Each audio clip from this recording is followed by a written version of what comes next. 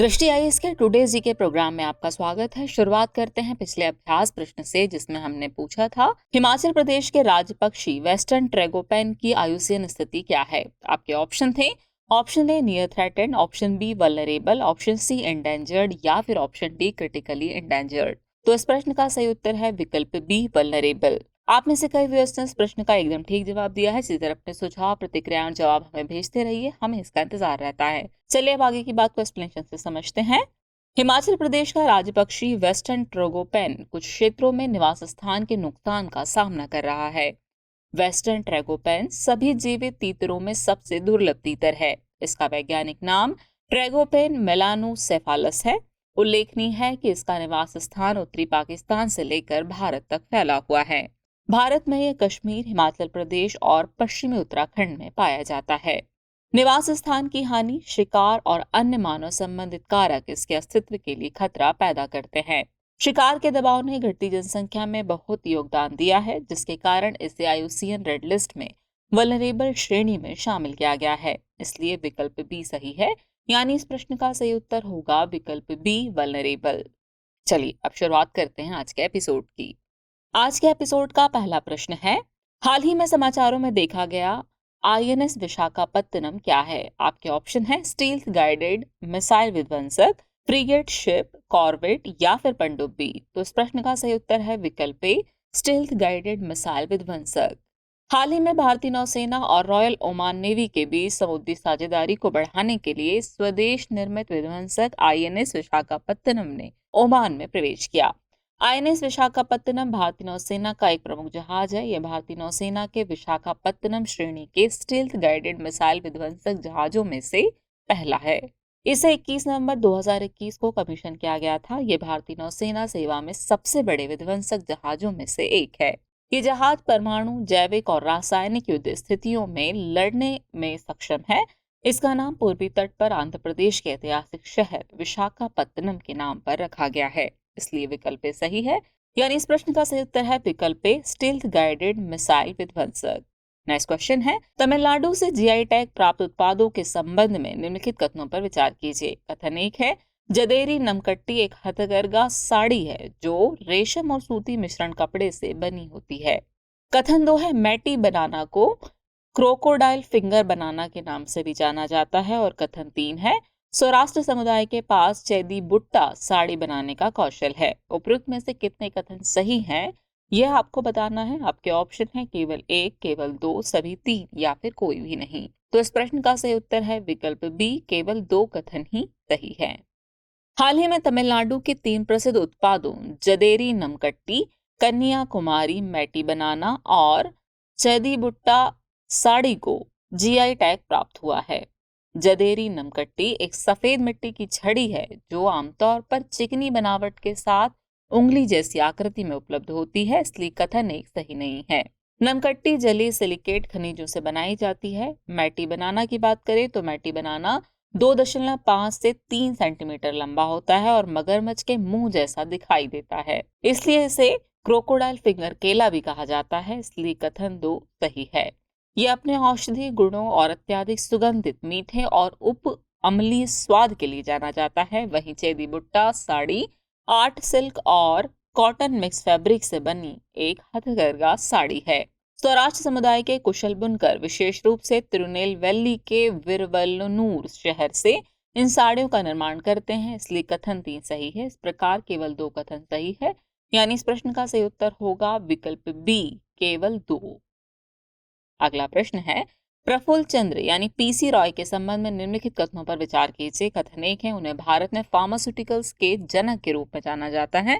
कथन 2 है, वह ब्रह्म समाज के सक्रिय सदस्य थे। और कथन 3 है, उनकी आत्मकथा life and experience of a Bengali chemist है। उपयुक्त में से कितने कथन सही हैं या फिर हैं, ये आपको बताना है। आपके ऑप्शन है केवल एक, केवल 2, सभी 3 या फिर कोई भी नहीं। तो इस प्रश्न का सही उत्तर है विकल्प सी, सभी तीनों कथन सही हैं। आइए एक्सप्लेनेशन देख लेते हैं।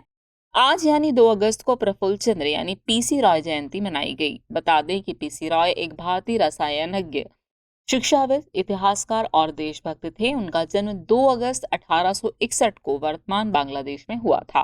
वैज्ञानिक अनुसंधान, फार्मास्यूटिकल्स और उद्यमिता में उनकी उल्लेखनीय उपलब्धियों ने उन्हें भारत में फार्मास्यूटिकल्स के जनक की उपाधि दी, इसलिए कथन एक सही है।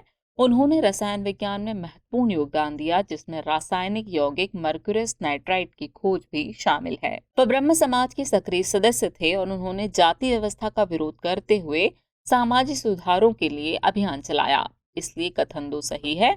उन्होंने 2 खंडों में life and experience of a Bengali chemist नामक आत्मकथा लिखी, इसलिए कथन 3 भी सही है। इस प्रकार तीनों कथन सही हो गए, यानी इस प्रश्न का सही उत्तर है विकल्प सी, सभी 3 कथन सही है। नेक्स्ट क्वेश्चन है, निम्नलिखित में से किसने national digital Nagrik forum launch किया है? आपके ऑप्शन है वित्त मंत्रालय, भारतीय रिजर्व बैंक, सूचना एवं प्रसारण मंत्रालय या फिर confederation of all India traders. तो इस प्रश्न का सही उत्तर है विकल्प D, confederation of all India traders. हाल ही में confederation of all India traders यानी CAIT ने नेशनल डिजिटल नागरिक फोरम नाम से एक ऑनलाइन प्लेटफॉर्म लॉन्च किया है। बता दें कि इस ऑनलाइन प्लेटफॉर्म का उद्देश्य डिजिटल व्यापार अर्थव्यवस्था को बढ़ावा देने के लिए नीतियों को आकार देते हुए व्यापारियों, उपभोक्ताओं और समाज के अन्य वर्गों के अधिकारों को आगे बढ़ाना है। इस फोरम के मुख्य विषयों में उपभोक्ता संरक्षण, ऑनलाइन सुरक्षा, कुशल शिकायत निवारण और ऑनलाइन दुनिया में भेदभावपूर्ण और प्रतिस्पर्धा विरोधी प्रथाओं को हतोत्साहित करना शामिल है। ये फोरम ब्लॉकचेन और कृत्रिम बुद्धिमत्ता जैसी उभरती प्रौद्योगिकियों का अध्ययन करेगा और खुदरा व्यापार एवं उपभोक्ता हितों पर उनके प्रभाव का आकलन करेगा। इस तरह इस प्रश्न का सही उत्तर है विकल्प D, confederation of all India traders. Next question है, निम्नलिखित युग्मों पर विचार कीजिए। एक तरफ टाइगर रिजर्व बताए गए हैं और दूसरी तरफ राज्य बताए गए हैं। पहला है नामेरी टाइगर रिजर्व, उसके सामने लिखा है असम। दूसरा है सत्यमंगलम टाइगर रिजर्व, उसके सामने लिखा है तमिलनाडु। तीसरा है दंपा टाइगर रिजर्व और उसके सामने लिखा हुआ है कर्नाटक। उपयुक्त में से कितने युग्म सुमेलित हैं, ये आपको बताना है। आपके ऑप्शन है केवल 1, केवल 2, सभी 3 या फिर कोई भी नहीं। तो इस प्रश्न का सही उत्तर है विकल्प बी, यानी केवल 2 युग्म ही सुमेलित हैं। आइए एक्सप्लेनेशन देख लेते हैं। हाल ही में सत्यमंगलम टाइगर रिजर्व में बाघ के अवैध शिकार का एक मामला देखा गया है। बता दें कि सत्यमंगलम टाइगर रिजर्व तमिलनाडु राज्य में स्थित है, इसलिए युग्म 2 सम्मिलित है। इसे 2013 में बाघ अभ्यारण्य घोषित किया गया था। अन्य बाघ अभ्यारण्यों के साथ इसकी निरंतरता के कारण यह निवास स्थान वन्य जीवों से समृद्ध है। यहाँ पाई जाने वाली प्रमुख प्रजातियों में हाथी, बाघ, पैंथर, स्लॉथ बियर, गौर, काला हिरण, चित्तीदार हिरण, जंगली सूअर, काला लंगूर, नीलगिरी लंगूर और बोनाट मकाक आदि शामिल हैं। प्रश्न के संदर्भ में बात करें तो नामेरी टाइगर रिजर्व असम के सोनितपुर जिले के उत्तरी भाग में स्थित है, इसलिए युग्म 1 सुमेलित है। वहीं दंपा टाइगर रिजर्व मिजोरम राज्य में स्थित है, इसलिए युग्म 3 सुमेलित नहीं है। इस प्रकार केवल 2 युग्म ही सुमेलित हैं, यानी इस प्रश्न का सही उत्तर होगा विकल्प बी, केवल 2 युग्म सुमेलित हैं। नेक्स्ट क्वेश्चन है, द ग्रेट बैरियर रीफ के संबंध में निम्नलिखित कथनों पर विचार कीजिए। कथन 1 है, ऑस्ट्रेलिया के उत्तरी पश्चिमी तट पर स्थित है। कथन 2 है, इसे वर्ष 2000 में विश्व धरोहर के रूप में अंकित किया गया था। और कथन 3 है, ये विश्व भर में प्रवाल भित्तियों का सबसे बड़ा संग्रह है। उपरोक्त में से कितने कथन सही हैं, यह आपको बताना है। आपके ऑप्शन है केवल 1, केवल 2, सभी 3 या फिर कोई भी नहीं। तो इस प्रश्न का सही उत्तर है विकल्प 1, केवल 1 कथन ही सही है। हाल ही में यूनेस्को विरासत समिति ने ऑस्ट्रेलिया की ग्रेट बैरियर रीफ को खतरे में पड़ने वाली साइट के रूप में सूचीबद्ध करने से रोक दिया। आपको बता दें कि ग्रेट बैरियर रीफ ऑस्ट्रेलिया के उत्तर पूर्वी तट पर उल्लेखनीय विविधता और सुंदरता का स्थल है, इसलिए कथन 1 सही नहीं है। इस पूरे इकोसिस्टम को 1981 में विश्व धरोहर के रूप में अंकित किया गया था, जिसमें 3,48,000 वर्ग किलोमीटर का क्षेत्र शामिल था, इसलिए कथन 2 सही नहीं है। इससे प्रवाल भित्तियों का सबसे बड़ा संग्रह है, जिसमें 400 प्रकार के मूंगे, 1500 प्रकार की मछलियां और 4000 प्रकार के मोलस्क हैं, इसलिए कथन 3 सही है। इस प्रकार केवल 1 कथन ही सही हुआ, यानी इस प्रश्न का सही उत्तर होगा विकल्प 1, केवल 1 कथन ही सही है।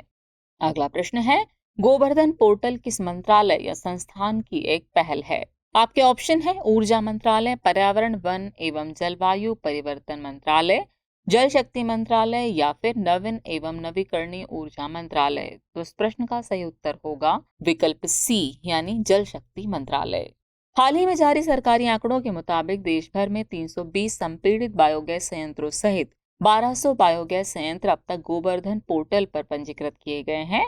बता दें कि गोवर्धन का पूरा नाम galvanising organic bio agro resources धन है।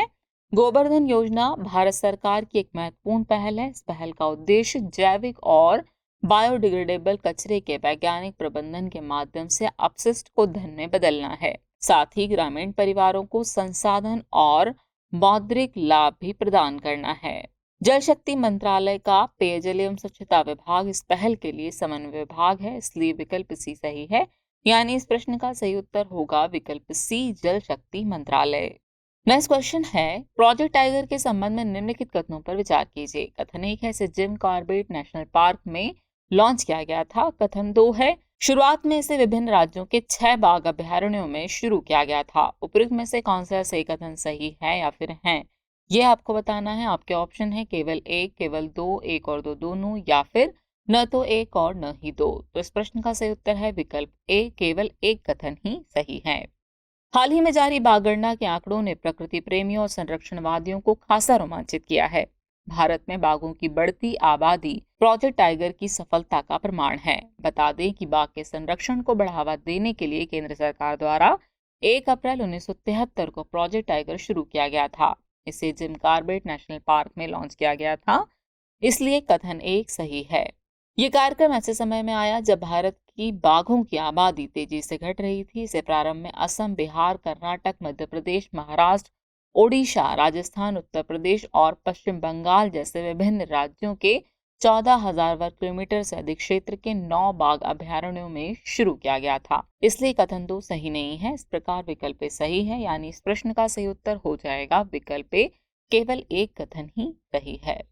चलिए अब हम पहुंच गए एपिसोड के अंतिम प्रश्न पर। तो अंतिम प्रश्न है, फेम इंडिया योजना किस मंत्रालय की एक पहल है? आपके ऑप्शन है कॉर्पोरेट कार्य मंत्रालय, भारी उद्योग मंत्रालय, सड़क परिवहन एवं राजमार्ग मंत्रालय, या फिर नवीन एवं नवीकरणीय ऊर्जा मंत्रालय। तो इस प्रश्न का सही उत्तर है विकल्प बी, भारी उद्योग मंत्रालय।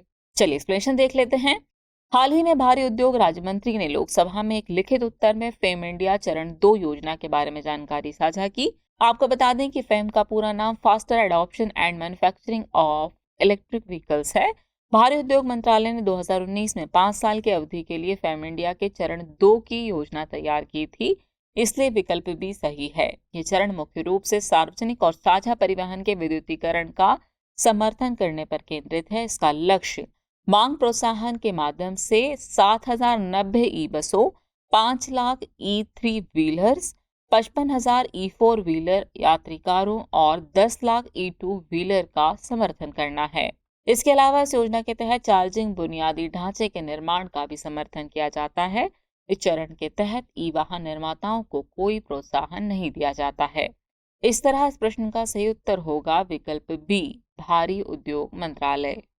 चलिए वक्त हो चला है आज के एपिसोड से रिलेटेड अभ्यास प्रश्न को नोट करने का। तो अभ्यास प्रश्न है, हाल ही में चर्चा में रही पद्दारी जनजाति किस राज्य या केंद्र शासित प्रदेश से संबंधित है? आपके ऑप्शन है अंडमान और निकोबार, ओडिशा, तेलंगाना, या फिर जम्मू कश्मीर।